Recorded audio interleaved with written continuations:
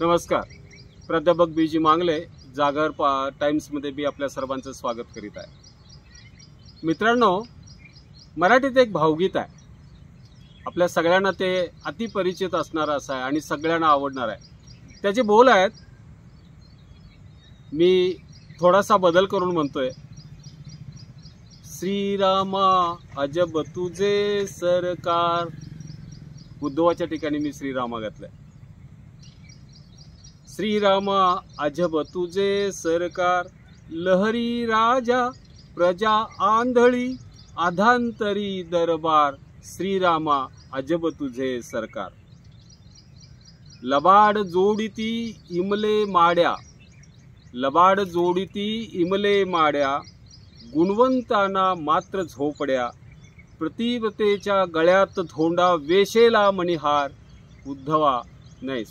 श्रीरामा अजब तुझे सरकार. शेवटचं कडवं अतिशय सुंदर आहे बघा. वाईट तितुके इथे पोचले, वाईट तितुके इथे पोचले, भलेपणाचे भाग्य नासले, भलेपणाचे भाग्य नासले. या पृथ्वीच्या पाठीवर ना माणसास आधार. श्रीरामा अजब तुझे सरकार. मित्रांनो, आवडलं ना? मित्रांनो, 21 मार्चला अरविंद केजरीवाल दिल्लीचे मुख्यमंत्र्यांना अटक करण्यात आली. ईडीने त्यांच्यावरती गंभीर चार्ज ठेवला की 100 कोटी रुपयाचा गैरव्यवहार मद्य विक्री प्रकरणात तुम्ही केलेला आहे आणि त्या अंतर्गत तुम्हाला अटक करण्यात आली.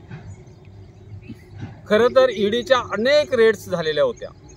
आपण याच्याविषयी जरा सविस्तर विश्लेषण करणार आहोत. आणि या प्रत्येक रेडमध्ये त्यांच्याकडे 1 रुपया सुद्धा सापडला नाही अशा पद्धतीचं वक्तव्य त्यांच्या प्रवक्त्यानं केलेलं होतं. तथापि काही जरी केलं तरी अरविंद केजरीवालना जर आटोक्यात राजकीय दृष्ट्या आणायचं असेल तर त्यांना अटक केल्याशिवाय आणि त्यांना बिहाइंड द बार केल्याशिवाय, जेलमध्ये टाकल्याशिवाय चालणार नाही अशी खात्रीच या दोघांची पटलेली होती. त्यामुळं त्यांना शेवटी prevention of money laundering act याच्या अंतर्गत अटक केली.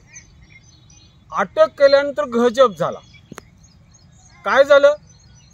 केवळ दिल्ली नव्हे, देशभरात आणि देशभरातच काय संपूर्ण जगभर या संदर्भातल्या प्रतिक्रिया उमटल्या आणि अरविंद केजरीवालना म्हणजे अमेरिकेनं तर सातत्यानं त्या केजरीवालांच्या पाठीशी राहिले आणि संपूर्ण जगभर याच्या प्रतिक्रिया, अत्यंत वाईट पद्धतीच्या प्रतिक्रिया उमटल्या. संपूर्ण दिल्लीचा मतदार जो आहे, पंजाबचा मतदार आहे, जिथं जिथं आम आदमी पार्टी आहे तिथं तेवढंच काय तर संपूर्ण सर्व समाज हा नाराज झाला.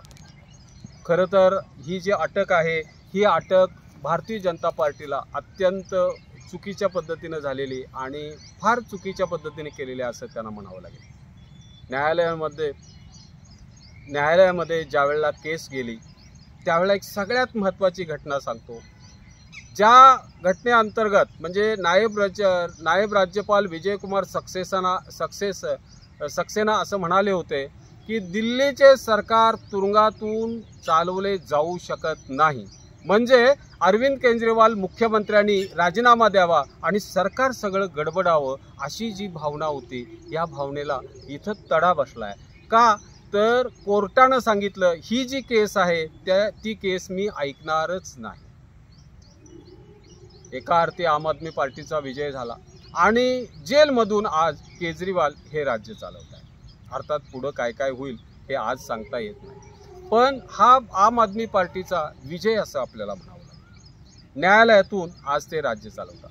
काही महत्त्वाचे निर्णय देखील आज त्यांनी न्यायालयामधून घेतलेले आहेत. याच्यावरती पत्रकारांनी ज्यावेळेला त्यांना प्रश्न विचारला त्यावेळेला ते काय म्हणाले, ठीक आहे म्हटले, मला अटक केली, पण याचं उत्तर दिल्लीची जनता आणि आम आदमी पार्टीची जनता त्यांना मतदानातून दे.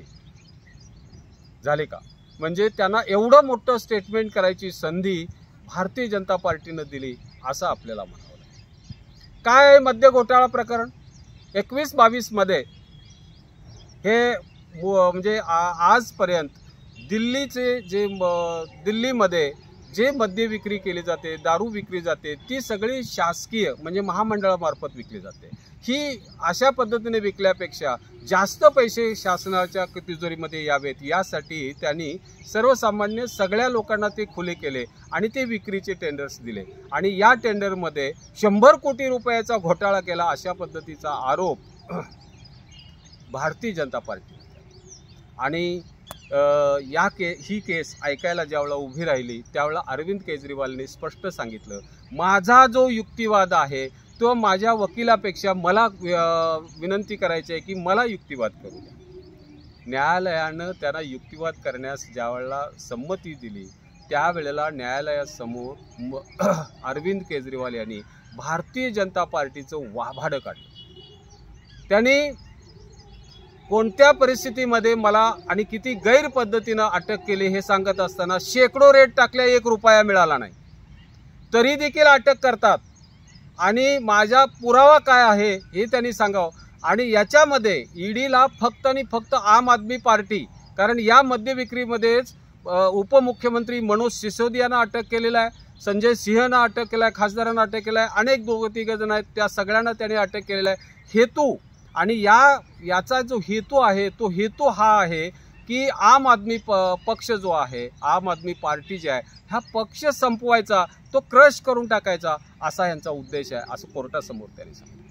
मला किती दिवस आत ठेवा म्हणजे बघा, इतर जण बाहेर पडताना सांगतात, त्याने स्पष्टपणे सांगितलं की ईडीला मला किती दिवस आत ठेवू दे, मला काही त्याची चिंता नाही।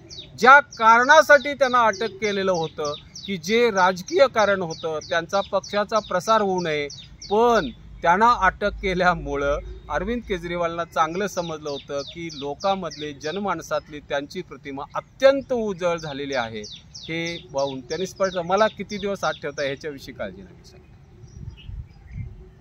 मुख्य म्हणजे त्यांनी असा आरोप केला, बीजेपी मला भीते, कारण अरविंद केजरीवालांनी अशाच पद्धतीचं वर्तन करून अतिशय चांगल्या पद्धतीचं राज्य केलेलं आहे। त्यांनी त्याच्याविषयी बोलत असताना आम जनता असं म्हणते की आम्हाला 100 युनिटपर्यंत लाईट फ्री मिळते आज, आणि मुख्य म्हणजे दिल्लीतली शिक्षण व्यवस्था अत्यंत सुधारलेली। दिल्ली हे असं एक राज्य आहे की ज्या राज्यामध्ये आपल्या उत्पन्नाच्या 26% इतकी रक्कम जवळपास शिक्षणावर खर्च केली जाते, इतर राज्यामध्ये आणि केंद्र शासनामध्ये ती 1.5 ते 2-3% जातात। म्हणजे शिक्षण व्यवस्था जाणीवपूर्वक त्या माणसाने अतिशय सुधारली। तर हे सगळं थांबवण्यासाठी आणि आम आदमी पार्टीचा जो विस्तार व्हायला लागलाय जोरजोरानं, तो थांबवण्यासाठी म्हणून यांनी ही अशा पद्धतीचे ईडीचे रेट्स त्यांच्यावर केलेत असा त्यांनी आरोप केला। त्यांनी सुरुवातीला सांगितलं की माझ्यावर अनेक रेट टाकल्या, काही सापडलं नाही। शेवटी त्यांनी शरद रेड्डी या म्हणजे अरविंद फार्माच्या एका माणसाला, ज्याला आधीच याच घोटाळ्याखाली मद्य विक्री घोटाळा केली, ज्याला 1-2 त्यातले विक्रीचे हे मिळालेलं आहे, तर त्याला त्यांनी सातत्यानं विचारलं होतं की तुम्ही त्यांच्यावरती आरोप करा, पण त्यानं स्पष्टपणे आतापर्यंत सांगितलेलं होतं की मी अरविंद केजरीवालांना ओळखत नाही, मी त्यांच्याशी आजपर्यंत भेटलेलो नाही, मी त्यांच्याशी कधीही चर्चा केलेली नाही। त्यामुळं अरविंद केजरीवालांना अटक करण्यामध्ये ईडीला अडचण येत होती। तर या नंतर काय झालं की अनेक दिवस अनेक दिवस शरद रेड्डींना आज तुरुंगात काढल्यानंतर साहजिकच ते शेवटी तयार झाले आणि ते म्हटले मी अरविंद केजरीवालांना ओळखतो अशा पद्धतीची साक्ष द्यायला तयार आहे। आणि ती साक्ष त्यांनी दिली की मी अरविंद केजरीवालांना ओळखतो आणि मद्य घोटाळ्याच्या संदर्भात त्याच्यावरती आमची त्यांची चर्चा झालेली आहे, अशी केवळ चर्चा। आणि हे झाल्यानंतर त्यांना अटक करण्यात आली आणि या एका एवढ्या साध्या म्हणजे तोंडी पुराव्यानुसार नंतर त्यांना अटक करण्यात आली। तर त्याने असे प्रश्न विचारले न्यायालयाला की काय म्हणजे माझ्या मुख्यमंत्री कार्यालयात काही जण एकत्रित येतात, त्याच्यामध्ये मंत्री असतात, काही व्यक्ती असतात, त्या आपापसात काही ना काहीतरी खुसफुस बोलत राहतात, तर त्यांच्यातलं जे बोलणं एवढाच भाग त्यांनी माझ्यावरती जे 30,000 पाणी आरोप घातले त्याच्यात एक 3-4 वेळा माझं नाव आलेलं आहे, तेवढा पुरेसा आहे का मला अटक करण्यास पुरावा?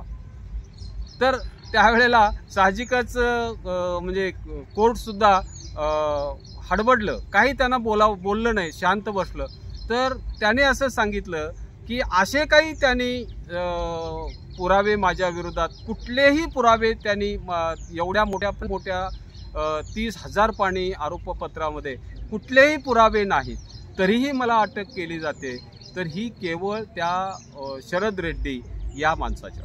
शरद रेड्डीने नंतर 4.5 कोटी इलेक्टोरल बॉन्ड याच्यामध्ये खरेदी केले आणि भारतीय जनता पार्टीला देऊन टाकले. अर्थात या ठिकाणी कोर्टासमोर एक गोष्ट अरविंद केजरीवाल यांनी आणली, कोर्टाच्या नजरेस आणून दिली की याच्यामध्ये खरा घोटाळा जो आहे हा घोटाळा भारतीय जनता पार्टीनं केलेला आहे आणि त्याचे मनी ट्रेल या ठिकाणी सापडते. ते काय म्हणाले, याच शरद रेड्डीने त्या अरविंदो फार्माच्या केसमध्ये आणि या मद्य विक्री प्रकरणामध्ये त्यांनी नंतर 50 कोटी रुपये दिले आणि 50 कोटी रुपये देऊन ते माफीचा साक्षीदार. खरं तर या ठिकाणी आपण असं त्याला म्हणू शकतो की भाजपचा देणगीदार ते माफीचा साक्षीदार झाले आणि मग त्यांनी बाइज्जत बरी केली आपण त्याला म्हणू, किंवा त्यांना कोर्टातून त्यांनी सोडून दिलं. त्यावेळेला ते असं म्हणतात की एक मला प्रश्न या ठिकाणी विचारावासा वाटतो, माझ्या अटकेमुळं की तुम्हाला या मद्य घोटाळा प्रकरणात किती पैसे मिळाले, किती पैसे ईडीच्या रेडमध्ये हे, आणि तुम्ही माझ्यावरती जो आरोप केलेला आहे ते 100 कोटी रुपये कुठे आहेत? कुठेच नाहीत. ते असं म्हणतात की ईडीनं माझ्यावरती ज्या वेळेला अटक दाखवली त्यावेळेला हे मग प्रकरण उद्भवलं, म्हणजे हे हवेतनं आलेले हे पैसे आहेत, हे कुठेही वास्तवात सापडले नाहीत किंवा काही नाही, केवळ आरोप करायचे म्हणून केलेत. अशा पद्धतीचा युक्तिवाद त्यांनी कोर्टासमोर केला आणि त्यांनी एक अशा पद्धतीने सांगितलं की माझी तुम्ही चौकशी केला ईडीची, ठीक आहे, अडचण नाही, पण याच वेळेला तुम्ही शरद रेड्डीनं जे व्यवहार केलेत आणि मनी ट्रेल जो मागोवा सापडत कुठंपर्यंत गेलाय तो भारतीय जनता पार्टीपर्यंत गेला, इलेक्ट्रोल बॉन्डपर्यंत गेलेला आहे, याची ईडी का चौकशी करत नाही, ती सुद्धा ईडीनं चौकशी करावी, अशा पद्धतीचे मागणी त्यांनी कोर्टात केली. खैर 1 एप्रिलपर्यंत त्यांना ईडी कोठडी आज मिळालेली आहे. पण मी एक असं म्हणतो की अरविंद केजरीवालना अटक करून भारतीय जनता पार्टीनं काय साध्य केलं? ठीक आहे, त्यांना असं वाटलं असेल की इकडं काँग्रेसचा आपण सगळा पैसा गोठवून टाकलेला आहे, त्यांचे सगळे खाती गोठवून टाकलेले आहेत, त्यामुळं त्यांना प्रचार करता येत नाही, त्यामुळे इंडिया आघाडीतला सगळ्यात महत्त्वाचा पक्ष जो आहे तो दुबळा झाला. दुसरा जो प्रमुख पार्टी आहे ती म्हणजे अरविंद केजरीवाल यांना अटक करून आत टाकायचं, म्हणजे आपल्या विरोधातला जो अब की बार 400 पार आपण जी घोषणा दिली त्याला कुठंतरी आधार मिळेल. पण मित्रहो, हे घडलं नाही, हे याच्या बरोबर उलटं घडलं आणि अरविंद केजरीवालना अटक केल्यानं इंडिया आघाडी उजवी झाली, आम आदमी पार्टी उजवी झाली आणि संपूर्ण जनता, केवळ दिल्ली, पंजाब हा आम आदमी पार्टीचा प्रभाव असणारे राज्य नव्हे तर सगळ्या भारतातून अरविंद केजरीवालना पाठिंबा जाहीर होला. अहो, भारतच नाही, अमेरिकेतून, परदेशातून त्यांना पाठिंबा व्यक्त होऊ लागला.